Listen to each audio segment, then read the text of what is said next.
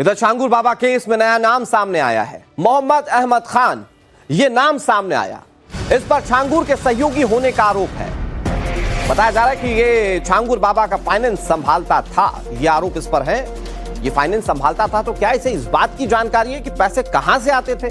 जो बात बार बार सवालों के जरिए पूछी जा रही है वो ये कि 2011 तक साइकिल पर सिर्फ अंगूठी के नग बेचने वाला व्यक्ति, मतलब 10-5 रुपए का सौदा करने वाला व्यक्ति 10-5 करोड़ तक कैसे पहुंच गया, ये सवाल पूछा जा रहा है। और खबर यह कि उसके कई सारे सहयोगी थे। एक नए सहयोगी का नाम सामने आया है जो फाइनेंस संभालता था।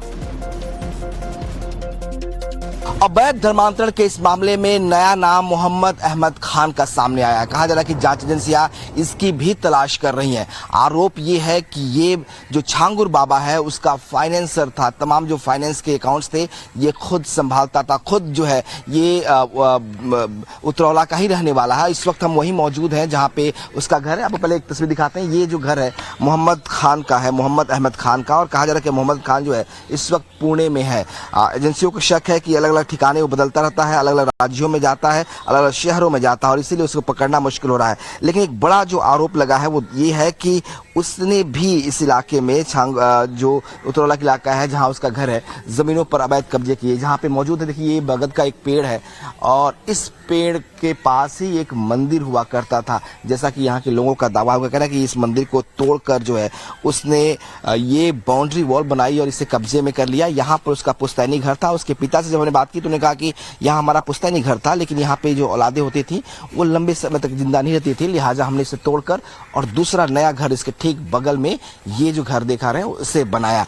अब वो उसकी फैमिली यहाँ जरूर रहती है, लेकिन खुद मोहम्मद अहमद खान जो है वो इस वक्त महाराष्ट्र और पुणे में है। उसका वहाँ कई उसके पिता का दावा है कि उसका अपना कारोबार है, कई सारी फैक्ट्रियाँ हैं पीओपी की और वो वहीं पर रहता है। उसका छांगुर बाबा से कोई लेना देना नहीं है, कोई संपर्क नहीं है। हालांकि ये जरूर कहा जा रहा है कि वो उसे जानता था। जो प्रॉपर्टी छांगुर बाबा ने पुणे में खरीदी थी उस दौरान उस डीलिंग में भी उसकी भूमिका थी और तमाम जो फाइनेंस के अकाउंट्स थे, जो विदेशी लेन देन था, उसका राजदार भी मोहम्मद अहमद खान है। वसन विशाल वर्मा के साथ विनोद मिश्रा, टाइम्स ऑफ नव भारत, बलरामपुर। अब इस मामले पर छांगुर बाबा के सहयोगी ने सफाई दी। टाइम्स नाम नव भारत पर अहमद खान ने सफाई दी। उन्होंने कहा कि मुझे पूरे मामले पर फंसाया जा रहा है। हमारे सहयोगी विनोद मिश्रा ने अहमद खान से फोन पर बातचीत की। वो सफाई कैसे दे रहा है सुनिए।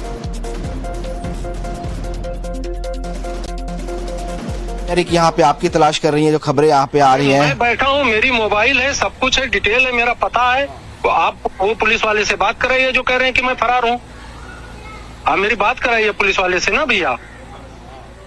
पूरे मामले की जांच जहाँ पे यूपी एटीएस कर रही है और भैया मैं बता रहा हूँ, मेरे खिलाफ जो भी मामले चले मैंने पुलिस में पूरी सहयोग की है। मेरे सारे पेपर हैं। मेरे खिलाफ छांगुर कोर्ट में गया, वहाँ मुकदमा उसका खारिज हुआ।